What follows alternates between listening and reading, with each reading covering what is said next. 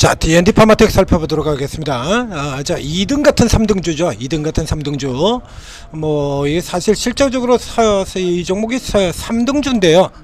3등주인데, 지금 상장 초기 구간을 제외하고는 상장 초도 그렇긴 합니다만, 맨 처음을 제외하고는, 일부 구간을 제외하고는, 시가총액상으로는 2위 자리를 놓친 적이 없죠. 실질적으로 2위인 인벤티지 랩이 워낙에 헤매고 있었던 관계로 올릭스보다도 아직 한참 쳐져 있으니까요. 그러니까 실질적으로는 원래는 2등주인 인벤티지 랩이 지금은 4등주에 있고요.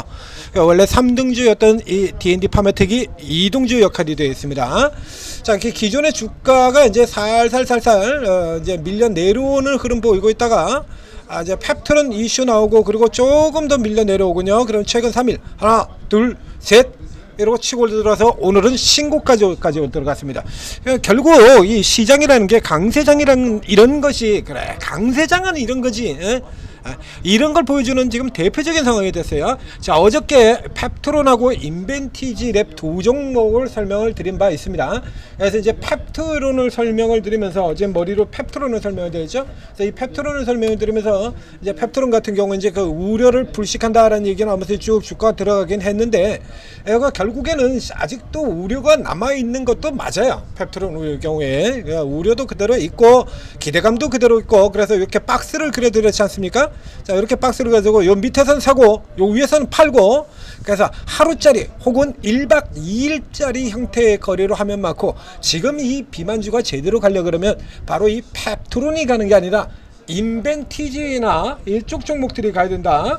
자, 그래서 근데 일단 인벤티지가 상대적으로 조금 더 가격이 낮기 때문에 인벤티지 쪽에서 앞장서야 되지 않겠냐 했는데, 기존 시세대로 기존의 룰대로 2등인 D&D 파마텍이 더 치고 나가 버렸습니다. 근데 이런 쪽 같은 경우 아주 이해를 못하는 부분들은 아니에요. 왜 그러냐라고 하면, 자, D&D 파마텍이 일단 기술은 개발을 해내긴 했습니다만, 이 기술을 개발해낸 걸로 해서 어떻게 한 건 아니잖아요. 그렇죠? 그래서 이렇게 D&D 파마텍 역시 마찬가지 이제 리버설이죠. 자, 리버설로 올라 들어왔고요. 이제 2위로 완전히 뚫고 들어가야 이제 게임이 이제 되돌아서는 진행이 되는 겁니다. 그래서 직전 고점에서 살짝 넘어 들어왔습니다. 올라갈 가능성이 좀 더 커졌죠. 그래서 리버설 잡고 이거 계속 올라 들어와야 되는 거고요. 여기도 역시 마찬가지 1, 2, 3고요. 1, 2, 3인데 요 1, 2, 3를 조금 더 강력하게 확장을 한 형태가 인벤티지에 등장하고 있는 1, 2, 3 강세를 좀 더 확장한 형태가 바로 이 D&D 파마텍이 되겠다라는 하는 얘기입니다. 그래서 이 종목들 같은 경우는 펩트론에서 등장한 것 같은 저런 우려가 아직 없잖아요. 그러니까 우려가 없다는 얘기는 그대로 기대만 넣는다는 얘기거든요. 그럼 지금 지금 약세장이나 박스장이나 이런 때 들어가게 되면 롱숏 깡판 치고 그러면서 난장판이 되겠습니다만, 지금은 누가 보더라도 확실한 엄연한 강세장이지 않습니까? 그러니까 강세장이라니까 우려라는 부분이 부각되지 않고 기대는 남아있는 종목들 같은 경우 올라 들어간다는 얘기죠. 자, 이 인벤티지 랩의 경우에는 일단 우선은 비만 쪽에 집중이 되어 있죠. 경구형 인벤티지는 물론 다른 것도 합니다. 다른 것도 하긴 하는데, 일단은 이 기대가 비만 쪽에 하나로 이렇게 되어 있다라고 하면 D&D 파마텍 경우에는 기대가 하나가 아니라 두 개죠. 두 개죠. 그래서 원래는 모두 이동 여기 특이한 상황들이 있는데, 제약바이오제는 대웅제약이 그렇고 이 D&D 파마텍이 그렇습니다. 예, 대웅제약이 그렇고, 그래서 요 구간 사이를 좀 절묘하게 개인들 같은 경우 파동 흐름을 좀 잘 타야 된다는 얘기예요. 대웅제약의 경우에 그렇죠. 대웅제약의 핵심은 뭐라고 나오죠? 대웅제약 최근의 리포트 같은 경우에도 핵심 뭐 나옵니까? 나보타 그리고 팩스클루. 그렇죠. 나보타와 팩스클루. 나보타 보톡스입니다.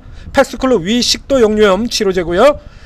나보타 같은 경우도 메디톡스급 100개 가지고 만든 회사. 그래서 소송에서 깨졌죠. 그래서 이제 소송 진게 거의 완료가 됨에 따라서 이제 성장할 일만 남았다. 그래, 강세장은 그렇게 올라가는 거지. 그래서 대웅제약 신고가 있지 않습니까? 그리고 팩스클루의 성장성 얘기 나오는데, 팩스클루 2호입니다.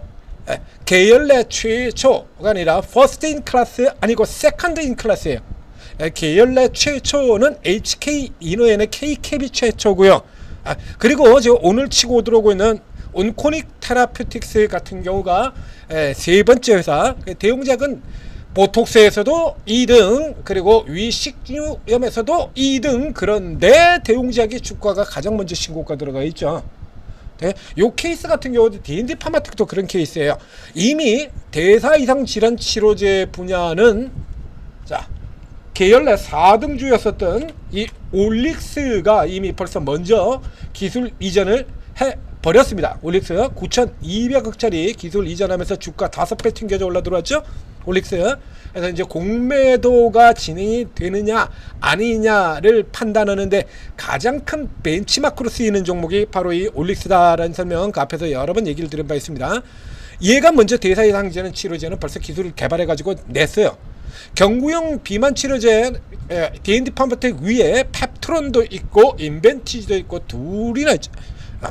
저쪽은 이제 펩트론 같은 경우는 경구용이 아니라 장기 지속형 주사제이긴 합니다만 이미 두 개가 들어있어요. 같은 경구용에서 D&D 파마텍보다 인벤티지랩이 임상이 한 칸 더 빠릅니다. 인벤티지랩은 2상, D&D 파마텍은 1상 한 칸 더 쳐져요. 그런데 주가 자체는 D&D 파마텍이 월등하게 더 강하죠. 그래서 이거는 이제 일찌감치부터 이제 시세차가 이렇게 자리 잡아 있는 각인 효과라는 게 있고요. 이게 개인 투자자 중심으로 들어가느냐, 이게 메이저 중심으로 가느냐 틀려요. 그래서 메이저 중심으로 가게 된다라고 하면 벌써 두들겨 맞았죠. 이 D&D 파마텍의 경우는 이렇게 상대적으로 다 2등이기 때문에 메이저 쪽 시세가 그렇게 아주 강한 종목은 아닙니다. 이제 외국인들이 들어왔다 나갔다 생쇼를 하죠. 그리고 기관들 같은 경우는 계속 이렇게 팔아요. 왜냐면 기대치에 대해서 앞에 지금 설명드린 것처럼 이 기관이 파는 이유는 계속 설명드린 것처럼 얘는 2등이에요 다. 경구용 비만약도 인벤티지랩보다 한 칸 더 뒤쳐져 있는 회사고요. 근데 시가총액은 인벤티지랩보다 2배나 더 높죠. 그래 팔 수밖에. 인벤티지도 파는데. 그렇죠? 그리고 대사제당 치료제 같은 경우는 이미 올릭스가 역시 마찬가지 이미 올릭스가 앞에도 여러 번 얘기 드렸지 않습니까? 제약바이오는 하나비전이라든가 한미반도처럼 그래서 경쟁관계가 지속이 돼가지고 한 놈이 살면 한 놈은 죽고 이런 게 아니에요. 하닉스는 살고 삼성전자 뒤지고 이런 케이스가 아니다라고 얘기 드렸지 않습니까? 제약바이오에서 이게 먹히는 건 보톡스 딱 하나밖에 없다. 대웅제약의 존재 때문에. 그래서 비소세포 폐암 치료제가 렉나자라고 하는 강력한 신약이 나와 있는데도 불구하고 그리고 또 계속 진행이 되잖아요. 보로노이 계속 진행하고 있고 여기는 다른 기전이라서 다른 신약을 더 좋은 신약을 만들면 끝나는 거거든.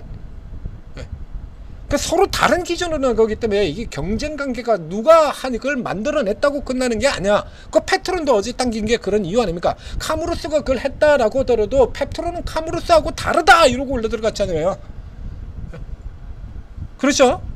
근데 이 케이스 같은 경우는 거의 지금 같거든요. 대상이라는 치료제 들어갔어요. 개인들이 그냥 목숨 걸고 사가지고 이게 당기는 이런 흐름들이 되는 거예요. 기대치, 기대감. 그래서 이 시장이 좋은 흐름들 보고 있을 때는 여기서 이제 사실상 이 외국인이 캐스팅 보트를 진다라고 보시면 되겠습니다. 외국인이 개인과 같은 방향으로 치고 들어오면 주가 쫙 이렇게 올라 들어가는 거고요. 외국인들이 기관 파고했는데 외국인들이 좀 주춤한 흐름 보이게 되면 눌리고 이런 흐름이 반복되는데 지금 같은 경우는 좀 다소 특이한 흐름이 됐죠. 그렇죠? 이제 펩토론이 주가 내리고 그리고 다 같이 내려오면서 이제 저가라는 쪽이 부각이 되면서 저가 쪽이 부각이 되면서 지금 뭐 그렇게 수급이 대단히 뛰어나지도 않은데도 불구하고 어제 같은 경우도 그렇죠? 외국인이 10만 주를 팔았는데 이제 기관 쪽에 쇼커하고 붙여가지고 들어가고요. 그냥 뭐 알아서 올라가는 이런 국면이 되어 있습니다. 자, 그러나 지금 자리 같은 경우는 역시 마찬가지 조금 이제 다시 또 나홀로 신고가죠. 나홀로 신고가 들어가기 때문에 이런 국면에서 또 조금 부담스럽다는 얘기예요. 이거 아마 기관들은 계속 팔 거예요, 이거. 이거 기관들은 계속 팔 테고 그러면 이제 기관들을 매물을 이겨낼 만큼 이제 개인이나 외국인 쪽에서 수급이 받쳐주느냐 이게 핵심인 거죠. 그래서 기대감만으로 놓고 보게 된다 그러면 얘는 아직 두 개의 기대가 그대로 생생하게 좀 살아있는 셈이 되는 거고요. 펩트론은 한쪽이 뭉개진 셈이 되고 그렇기 때문에 펩트론이 앞장서서 가는 게 아니라 인벤티지 랩이나 이 D&D 파마텍이라든가 이런 종목들이 나가야 이 비만주 전체가 살 수 있다라는 얘기 어제 드린 겁니다. 그리고 이게 이제 오늘 이제 확인하는 시세의 흐름이 나타나게 된 거죠. 인벤티지 랩터로 들어오고요. 그래서 현재 흐름에서라 그러면 얘는 일단 고가 지금 밴드 들어갔었죠. 배도 들어갔고 인벤티지랩의 경우는 아직 못 들어갔고요. 그러니까 뭐 상승 여력으로 친다 그러면 인벤티지랩이 조금 더 늦어 현재로면 그렇습니다. 그래서 인벤티지랩은 또 대신에 이걸 뚫어야 돼요. 그러니까 실질적으로는 부당상은 뭐 요게 눈앞에 지금 고가 이게 중간 저항 핵심 저항을 놓고 있는 인벤티지 랩이나 혹은 이미 고가 밴드 넘어 들어가서 지금 꼬리 달고 놀고 있는 BND 파마텍이나 뭐 비슷한 수준이 될 것 같아요. 비슷한 수준이. 자, 이런 수준이라 그러면 역시 마찬가지 지금 수준에서는 또 펩트로는 다시 눌러 들어오고 있고 또 다시 하루 쉬었다가 자, 오늘 들어가기는 사실은 그렇게 적절하지는 않습니다. 그래서 오늘 매수를 하는 것보다 내일 다시 놀아라 이거야. 내일 혹은 징검다리 건너뛰어서 내일 모레전 같은 정도 케이스가 되겠죠. 그렇게 해서 징검다리 건너뛰어서 D&D 파마텍 같은 경우는 뭐 간단하게 21선 아래로 들어오면 이 아래로 들어오면 호시탐탐 우리도 호시탐탐 해야죠. 호시탐탐 패려고 하는 놈이 있다 그러면 또 밑에서 또 호시탐탐 또 받아주려고 하는 사람도 있어요. 그래야 균형이 맞는 거 아니겠습니까? 자, 이렇게 노리시면 되고요. 인벤티지랩은 여전히 굉장히 좀 낮은 시세를 유지하고 있기 때문에 낮은 쪽에서 돌아 들어오는 인벤티지랩 같은 경우 저거 넘어 들어가면 또 가속 붙게 되죠. 한 방에 들어가게 되거든요. 요거는 인벤티지랩 같은 경우는 이 저항의 위력이 강한 만큼 이거를 뚫어 넘어 들어가면 그 다음은 이제 자동으로 튀어는 이런 식으로요. 뚫어버리면 자동으로 튀어나가는 이제 이런 흐름들이 여기 뚫어버리게 되면 이번에는 자동으로 쭉 뻗어나가야 됩니다.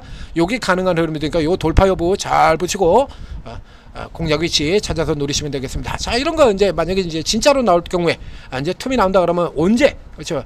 잘 모르겠다. 그러면 이제 오르고 들어와서 보시면 돼요. 그러니까 오르고 들어와서 보시면 이제 저런 종목들 나오면 그냥 추천 쫙쫙 나온다 이거죠. 그러니까 여러분들 같은 경우도 개별적으로도 펩트론 뜬다 싶으면 그냥 누리지 않습니까? 이런 것처럼 항상 항시 보고 이런 종목들 항시 보고 있다는 얘기예요. 자, 뭔가들 보고 있다가 자, 이거는 그 이슈가 등장했을 때 그 다음에 시소관계 힘의 균형 방금 전에 제가 설명드렸던 것처럼 펩트론이나 D&D나 인벤티지나 이제 균형 관계가 상당히 중요하거든요. 바이오에서는 계속해서 롱숏 플레이를 하기 때문에 이런 거 이제 살펴보고 그리고 요때는 요런 쪽을 가는 것이 요런 쪽을 노리는 것이 낫다. 이게 다 알려드린다는 얘기야. 위치 다 알려드리고 인벤티지력 같은 경우도 지금 중요한 위치 표시 다 돼 있잖아요. 다 돼 있죠. 표시 다 해놨지 않습니까? 진로도까지 제가 그려놨잖아요 지금. 이쪽에서 이렇게 갈 수 있는 거 이건 이거 실패죠. 이제 실패하면서 그 밑에다가 다시 요 아래쪽까지 이거 완전히 깨져 내려올 때까지는 실망할 필요 없고 굳이 자르실 필요 없고 필요 없고 이미 뭐 펩트론이 그렇게 깨졌다 그래가지고 그 펩트론이 그 깨진 거지 장기 주석형 주사제가 깨진 거지 경구용 비만약이 깨진 거 아니잖아요. 그렇잖아요. 그럼 올라가야지. 강세장이라는 게 그런 거지. 그렇지 않습니까? 저 되지도 않는 똥주들도 올라오는데. 그래서 저평가되어 있던 종목들 지금 그간에 못 올라오는 종목들 오늘 뭐 이 기관들 전망 사기극 벌어졌는 종목들 다 올라 들어오잖아요. 자, 그래서 강세장이라는 게 그런 겁니다. 이제 아래쪽에 보다 우려보다는 기대가 월등하게 강한 원래 그런 거예요. 아까 지금 기대가 좀 더 강한 D&D 파마텍이 좀 더 나가는 게 오늘 같은 경우에는 맞다는 얘기입니다. 그리고 이게 나가고 이제 요게 인벤티지까지 올라와 주게 되면 그러면 이제 나머지 펩트론 자동으로 살고 다 사는 겁니다. 그래서 인벤티지가 뚫고 나와주고 그때 다시 펩트론 공략을 들어가셔도 되는 거고 이 세 종목 이렇게 묶어가지고 돌아가면서 공략하시면 됩니다.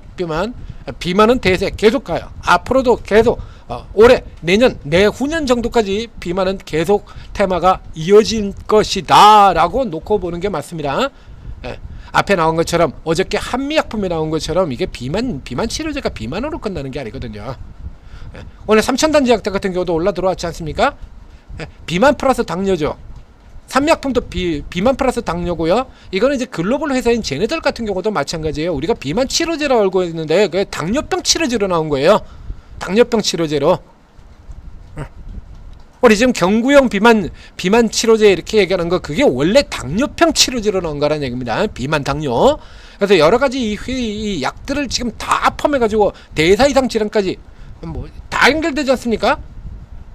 그게 뭐 현대판 만병통치약이에요. 현대판 만병통치약. 이게 시세가 더 길게 가지 않으면 뭐가 더 시세가 길게 가는 거냐. 그 단점들 없애면서 단점들 없앨 때마다 또 튀고. 그러니까 우리 기업들이 경쟁력이 완전 별 볼 일 없다라고 나가리 되는 그날까지.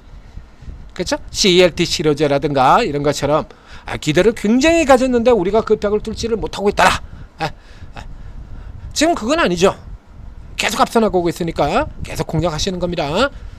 오르고에서 도움 받으시고 16년 만에 오는 대세장세, 진짜 전문가들부터 진짜 종목들, 이게 산업 위치에 이렇게 여러분들 모르실까봐 미리 표시도 다 해놨지 않습니까? 웬만한 종목들 표시까지 다 해놨잖아요.